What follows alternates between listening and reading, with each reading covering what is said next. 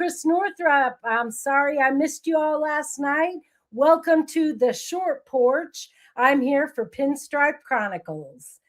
Sorry about the little interruption. Yesterday was a bit, I got a cold like about 5 o'clock and it hit me like a ton of bricks. So I just couldn't function. But I'm back at it today. I'm a little sore, but we can do this. I know we can. Thank you, Jonathan. Thank you, John, the Beagle Dad, for joining me.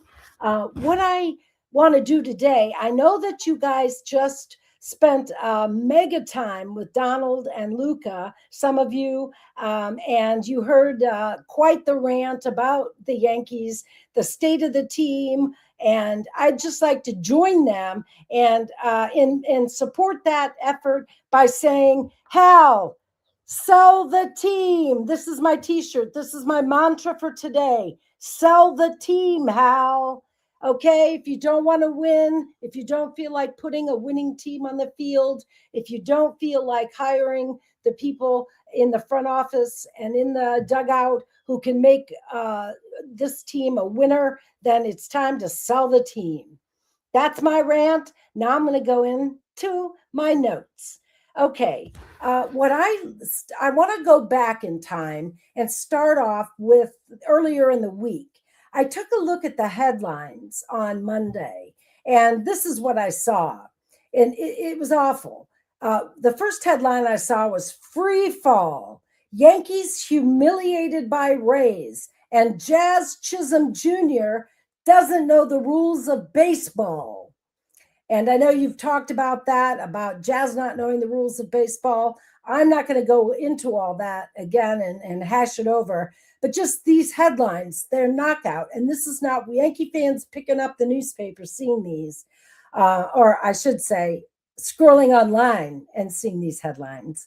Another headline I saw, is it too early for the Yankees to revamp their lineup with call-ups? No, let's get that happening right away. Pete Caldera wrote an interesting article called Yankees Deeper Issues Coming to Light During 5-Game Slide. Now, mind you, this was the 5-game slide on Monday that preceded the Angel series. The Yankees were batting 130. Hi, NES. Thanks for showing up. Glad you're here. Dairy-free, we welcome that. Anyway, the Yankees batted 130. They went 3 for 23 during this slide with runners in scoring position. They were 4 for 23 or batting 121 during the losing streak. And like I said, this is the losing streak that I'm referring to prior to over the weekend to Tampa Bay. For the second straight start, Schindler, he only went 5 innings. He yielded 3 runs. Unfortunately, the Yankees were unable to mount any offense to support him, and 3 runs was his undoing. The Yanks were constantly pressured, as we all know when we play Tampa Bay, by the small ball style. They nickel and dimed us to death, but they also hit some long balls. And Boone, during that series, failed to make the right late game pitch hitting and defensive adjustments. And Caldera made this comment about Goldschmidt playing. He said, it's hard to carry first baseman Paul Goldschmidt, who's more of a specialist against lefty pitching, when there's a need for more infield flexibility. Now, Goldschmidt is a problem. Goldschmidt has turned out to be a big problem because he's preventing Ben Rice from being in the game. At least, I don't know that it would have to be that way, but that's the way Boone has chosen to do it. When Goldie, he has not chosen to play Rice behind the plate to catch, although it isn't as though the Rice hasn't been catching. I understand that he caught, on Monday, he caught Rodon's live bullpen, and he's catching behind the scenes. So although he has not caught in a game, he is being readied. And but it doesn't appear that the Yankees really want him catching. And why would they? Why would you put him behind the plate? Why are we having this conversation about Paul Goldschmidt holding up the entire offense? Well, he's not wholly responsible, obviously. There's a lot of culprits. Ryan McMahon's another one whose slow start has created major problems. But the Yankees are hardly floundering, especially at that time. 6 of the 7 losses were by 1 run, and they still had the best run differential in the league at 21. They're first in earned runs allowed, first in home runs allowed. They've allowed the fewest home runs, second in fewest base on balls, first in home runs per 9, first in FIP, first in ground ball rate, and third in fly ball rate. Meanwhile, the Yankees hitting, excuse me while I get, the Yankees can't keep showing up halfway through games and expect everything to work out. Not with a lineup this inconsistent, not with this many guys dragging dead bats into the box. By the time the Yankees finally get something going, they're down 3-0 or whatever. And Tampa or the Angels, they just keep cashing in on the small moments, on the moments while the Yankees are floundering at the plate. Small ball, is Tampa killed us with it. We don't play small ball in New York well. The number of people caught out at second base yesterday may be one indicator of that. But anyway, it's the offense hasn't gone through a bad stretch, but a bad decade, according to Caldera. So it's his opinion that the way this Yankee offense has been constructed to focus on power and not to incorporate the small ball has been a problem for a decade, years. And I think Yankee fans are complaining about this across the board, the lack of versatility in the Yankee offense. Robert Casey is one of my favorite blog writers, and you guys may have seen him, may check him out at Bleeding Yankee Blue. He wrote that, and he wrote this on Monday. The moment Aaron Boone has to actually manage, the whole thing starts to wobble. And I think that's true. You see Boone trying to actually use the X's and O's and what I think of as playing the chess match in his head. That's when things unravel, when he tries to think his way through.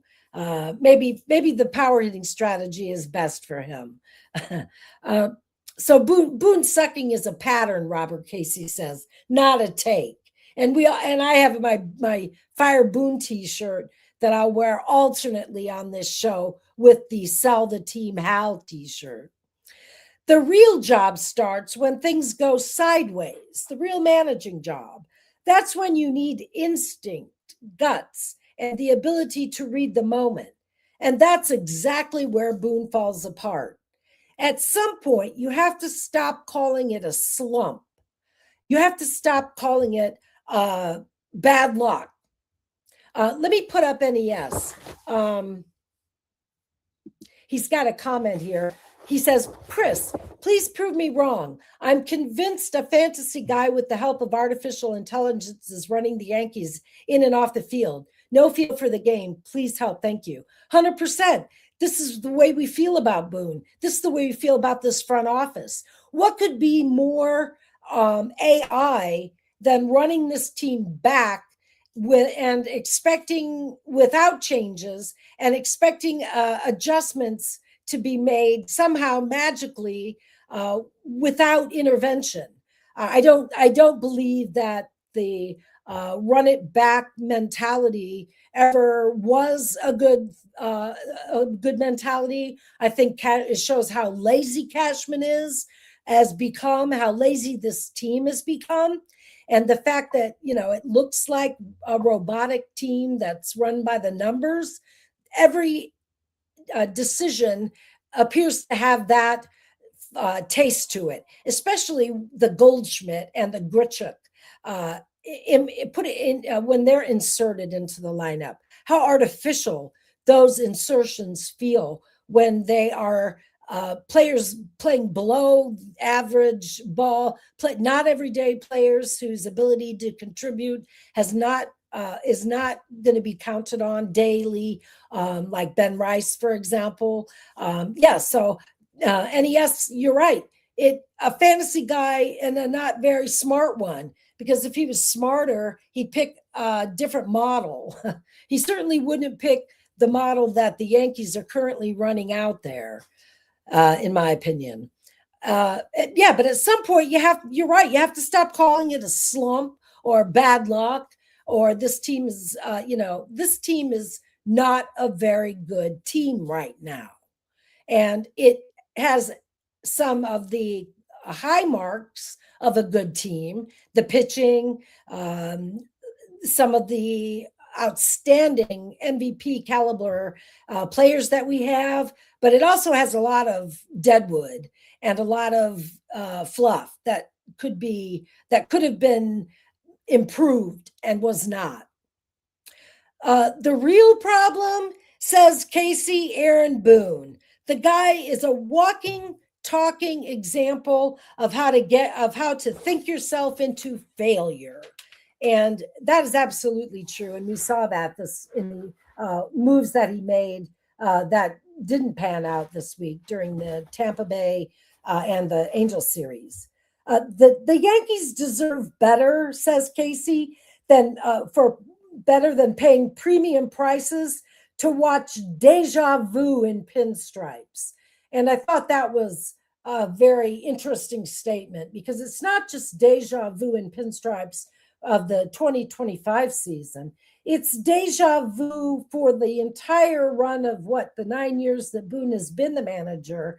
We just keep seeing the eternal return of the same failures, the same mistakes over and over again. Jeremy Nielsen of Pinstripe Alley wrote an article, Yankees hit familiar pitfalls. And he said, over the last several seasons, the Yankees have attempted a team building approach that is less reliant on pure power and more resilient. And I wonder if you think that's true, you in the chat. Let me read that again, because I think it's false. Over the last several seasons, the Yankees have attempted a team building approach that is less reliant on pure power and more resilient against small ball teams, those pesky teams like the Tampa Bay Rays, the Angels, or whatever. Do you think that's true, that they've tried to balance this lineup? Hi, Jonathan. I think it is patently false. Hi, Evan. I think that given the acquisitions that have been made, Jazz Chisholm, for example, Jazz is not a small ball acquisition. Jazz is not less reliant on power. He wants to hit 50 home runs. He wants to steal 50 bases. Ben Rice, another recent acquisition, but pulled up from the minors. Austin Wells, Escara, Goldschmidt, Grichuk, Max Schumann, Cody Bellinger, Trent Grisham, Paul DeJong. Are these acquisitions, do they scream small ball to you? Are they an indicator at all of a change in attitude by the Yankees to balance their attack on the field?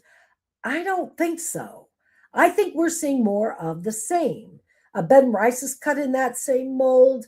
Jazz, if nothing else, once someone is acquired and comes to the Yankees, they certainly acquire the attitude that they need to hit 50 home runs, as we can see from Jazz. Maybe the short porch has that draw, and maybe it's sort of it's like a siren song to these guys. They want to hit everything out of the ballpark when they come to Yankee Stadium. And Jonathan says arrogance. Yes, 100%. And Evan Spitz says that doesn't sound true at all. Yeah, I don't see that the Yankees have played any more small ball than in past years. Let's see. Moving on with my notes. The Yankees think they are a much better team than they are. This is a statement that I heard on Locked On Yankees podcast. I don't know if you guys listen to that. That's a great podcast. And one of the thing I took away from this week, from one of the things they said this week, is under Boone, the players are complacent. And the Yankees think they're better than they are. And that has never been more true than the way they've started off this season. And the fact that the fact of that mentality of running it back is the arrogance of that, as Jonathan said. Now let me move on to Oswald Peraza. Now, Oswald Peraza couldn't break into the Yankee lineup while he was here. And, he had the night before last, he had 3 hits and a home run. And Boone said about Peraza, he killed us, stung 3 balls, and then works a 12-pitch walk in his last at-bat. He was right in the middle of hurting us tonight.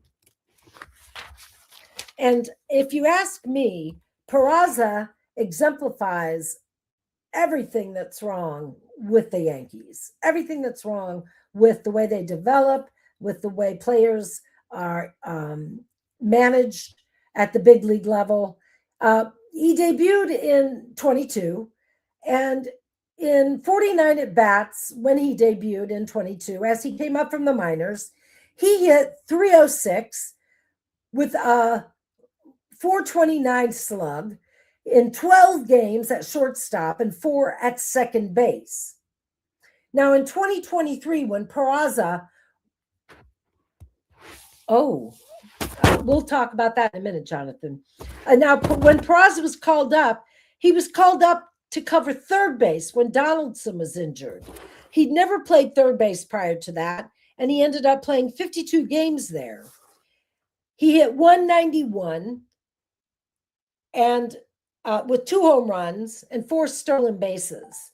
Not good. In 2024, another year, he was injured. He was in the minors. In 2025, he made 71 appearances for the Yankees. He batted a measly 152 with 3 home runs and 3 stolen bases. So is it any wonder that Peraza perhaps was a trade candidate, or that Peraza was not a prospect that the Yankees were high on keeping? Well, it was a surprise to me. It was a surprise, I'm sure, at one time to Peraza, when you consider that once upon a time he was ranked 76 on Keith Law's top 100 and number 3 overall in the New York Yankees system, behind just Volpe and Dominguez. So, he's a strong defender. He's versatile, but what he really is too is a plus runner. His average sprint speed is 29.2 feet per second, which ranks in the 92nd percentile. In my opinion, the Yankees gave up too soon. Peraza believed his offensive struggles were rooted in a lack of playing time. And not just a lack of playing time, but a lack of playing time at the big league level. Primarily, he served as a defensive replacement with occasional starting opportunities. He had 6 defensive runs saved in 25, he was in the 95th percentile in sprint speed last year. His swing speed also, his bat speed is well above average. So some of these metrics figure into the place where he is now. He struggled, obviously, as batters do, with off speed and breaking pitches. He hit the ball in the air. He was not pulling. He was pulling grounders, striking out. But he learned to adjust with the Angels. He learned to adjust to change-ups. And recently he took three change-ups off Cincinnati Reds Abbott. And the last one he hit for a homer. So he's making adjustments between pitches, and he's learned to be successful at the plate. He ripped 109.5 mile per hour off the bat in spring training, and he hit balls consistently over 95 miles per hour, which is StatCast's threshold for a hard hit ball. The quality of the contact is the best he's produced at the MLB level. He's making consistent contact, improved his K rate from 35% to 24% in 26. He's literally hit his way onto the Angels. And there was no place for him on the Yankee roster. No way, no unlocking these important these important offensive metrics of his. For the Angels, he's hitting 314 with a 9, or in spring training, I should say. He hit 314 with a 901 OPS. Want to say hi to Issy. Thank you for coming in. You're late, but I'm a day late, so I'm just glad you're here. Want to, Ness, let's see what you have to say. Don't forget to mention that they tinkered with Peraza's swing, trying to get him to hit more homers, something the Yankees are amazing at doing. Is messing with what players are good at because they know better. Yeah, of course. Naturally, Peraza would have thought that in Yankee Stadium he should be hitting the homers and lifting the ball. That's the strategy for that's the probably the extent of hitting development is hit the ball higher and farther in Yankee Stadium. Okay, so let me move up into a little bit midweek. Rice, he leads in OBP, slug, and OPS. The title of my show, as was Ben Rice's spec, is for real, and he's spectacular. And I thank you for that. From Dan Szymborski of Fangraphs, from Seinfeld, as you may recall if you're as old as I am. But Peraza, let's see what we got. Peraza was traded for outfielder Wilbur depending on future considerations. Right. Peraza was traded for a bag of balls, basically. Rice is hard. Let me go back to Dan Szymborski. Now, I don't know if you guys are a fan of Szymborski. He does the ZiPS projections for Fangraphs every year. Some years people are calling him names and they're not nice ones. And some years they're calling him all the good names. So he is hard to please. He's a very hard-headed and hard-minded analysis guy. And this is what he wrote. Ben Rice is laying waste to the American League. That was the title of his article. Rice at the time was hitting 362 with a 241 WRC plus. I paused. A 241 WRC plus. I'm just, wow. And a one more. He's got a 500 BABIP. Rice's had a notable increase in bat speeds from last year to this year. Even from Rice made adjustments over the offseason, and he's even better than he was last year. His hard hit rate improved from 2025 from 55% to 70%. That's a significant increase in hard hit rate. His exit velo averages 96.7, which is good for fourth in Major League Baseball. And his 241 WRC plus, and this is the kicker, makes him 141% better than the average MLB hitter. 141% better than McMahon. And the eye test does not fail us on this. Rice has a 273 batting average versus lefties. That's second best on the Yankees, whose team 147 batting average and 485 OPS against lefties is the worst in the majors. So the Yankees' batting average against lefties is the worst in the majors at 147. Rice is hitting 273 against lefties, and his ass is on the bench. All right. Well, anyway, Goldschmidt hit 182 in 11 at-bats against lefties, despite hitting 336 in 25. So it just goes to show you that the past is no indicator of the present. Hello, John, the Beagle Dad. Okay, we're talking about Rice.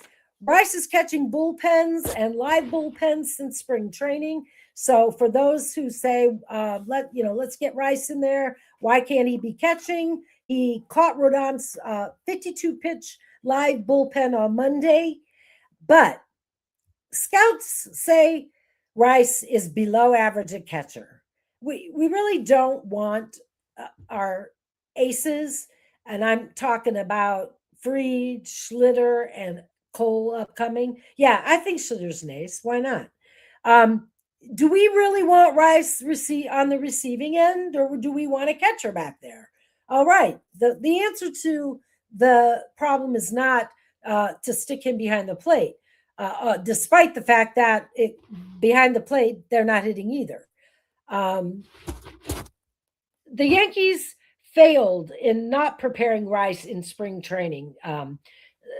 This is an article by Gina Ochoa, and it's entitled "Clown Boone's Mismanagement of Ben Rice Must Stop." And I agree. The clown Boone has got to stop. I mean, the fact that he's even trusted with a talent like Ben Rice to manage is like some kind of outrage against the universe. It's like the universe testing us. The Yankees failed in not preparing Rice in spring training to catch, particularly since he's currently sitting versus lefties in favor of Goldschmidt. The Yankees have not played him behind the plate, despite Wells sitting on 191 back there. Right now, Boone sees Rice as a valuable bat off the bench in high leverage situations. However, he and Michael Kay went head to head when Michael Kay asked him, "Do you see Ben Rice as a platoon player?" And that just triggered, "Hell no," Boone said. But what do you, if it smells like a platoon player and it looks like a platoon player, then it must be a platoon player. So it's clear that Boone's lineup decisions no longer possess logic or incorporate scouting reports. Last season, Rice was one of only 12 players in the StatCast era to rank in the 90th percentile or better in hard hit rate and barrel rate, and rank in the 60th percentile or better in strikeout rate. The other 11 players are all All-Stars, MVPs, or Hall of Famers. Play Ben Rice. Stop messing him about before you end up messing up his development like you have Dominguez, and let's not even go there at this point. We could write a book on the failed developments of the Yankees just since I've been podcasting in 2016. Anyway, next, I want to take a look at an article by Greg Joyce, the beat writer for the Yankees for the New York Post. He says, Ben Rice's results for Yankees finally living up to his best in baseball metrics. Now, in 2025, he hit 255 with 26 home runs and an 836 OPS. That was 27th in MLB. He's also pulling the ball at a 50% clip, which is higher than his 37.7% mark last season. So he's actually pulling the ball more this year, a lot more this year. All right, I want to take a little look. Now, we'll leave Ben Rice in the dust. Ben's behind us. Ben Rice is the man. But never say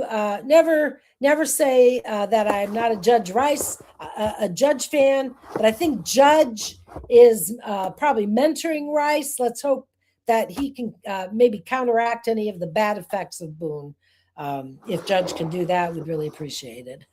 If Judge could take him under his wing. All right, so let's preview the upcoming games with Kansas City. The KC offense is one of the worst in baseball. Now, this should make Yankee fans go, yay, we can win. We can beat these guys. They're fourth place in the AL Central. The Yanks, however, are themselves not on top of the world. Thinking of the standings, we were in first, we're currently in second place in the AL East. The East is a mess, but let me take a look at the Yankees Royals from 2025.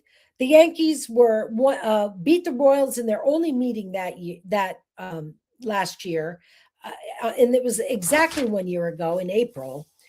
A beat writer for the Royals, Trenton Kraxner, wrote an article. It's getting really old watching the same thing over and over again. And for a minute, I thought he was a Yankee beats writer, because that's a title that we could write with our run it back offense. And KC's complaining of the same thing. Kansas City, the Royals have won just one series this season. One series, this entire season, is all the Royals have won. And they just suffered a 2-1 loss to the Tigers. 3 straight losses they're riding coming into the game tomorrow. The Royals struggle with runners in scoring position. Sorry. NES, let me pull up your comment. Rice should be the starting first baseman versus all righties, lefties, and ambidextrous, no matter who's throwing. Goldschmidt should be a pinch hitter and coming in for defense, that's all. Yeah, I agree, NES. Sorry I didn't catch that earlier. But the fact is, when the Yankees make a mistake, is Goldschmidt a mistake? No, I don't know. Is Grichuk? But the way they use them is, they do nothing but double down on it. The Cashman never admits he's wrong. He's never accountable. Boone's not going to admit he's made a mistake. He's never going to be accountable. So they're going to continue to mess around Rice. But the uproar maybe from the baseball community when they did sit Rice in favor of Goldschmidt it wasn't just limited to Yankee fans. Anyway, back to my preview of the upcoming series. The offense for the Royals has scored 2 or fewer runs in 11 of their first 18 games and in 7 of their last 8. So it's 2 or fewer runs. Jack Caglianone is their young gun, their young Ben Rice. He's 6'4", 250 pounds. He's hitting 275 with a 754 OPS. He went 4 for 4 versus the Tigers, and he's one of the bright lights on the Royals to watch out for. Bobby Witt Jr. is the superstar, obviously, of the Royals. He's a two-time All-Star, a two-time Gold Glover. He was number 2 MVP candidate in 2024 behind Aaron Judge when he won. Of course, Witt's doing his part on offense and defense. He made a speech to his teammates after the recent Tigers loss and told them to be better and play better. And that is what they're coming into Yankee Stadium with ringing in their ears. So watch out for the Royals as they come into Yankee Stadium tomorrow. He's batting .254 with a .645 OPS. He has reached base. Now, this is one of those things you can't believe is true. Bobby Witt Jr. has reached base in 17 games this season, and he's scored just 1 run through 63 at bats. No Royal batter produced an extra base hit with Witt on the base paths to score him. So talk about droughts. The Royals, even more so than what we see with the Yankees, are not scoring with runners in scoring position. And that is an amazing stat that they've left Bobby Witt Jr. on base 17 times without scoring him. Let's take a look at the pitching for the upcoming matchup. Michael Wacha for Kansas City versus Cam Schlittler.